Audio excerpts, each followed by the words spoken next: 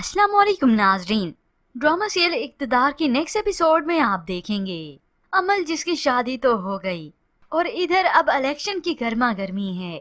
शाहनवाज अपने आदमी को चौकन्ना करता है कि सफर अब तवील और हसास भी है, इसलिए संजीदगी भी उन्हें आमादा करता है। मगर उधर अरूज जो कि हमेशा की तरह इस राफे का सर ही खा रही है। राफे इसी वजह से नहीं जा रहा था। जाहिर सी बात है मेहरू को अपने सामने नहीं देख सकता, क्योंकि बाद में यही अरूज ही उसका जीना हराम करती है। और यही कुछ ही हुआ। ये अरूज तो उसे ताने देते नहीं थक रही।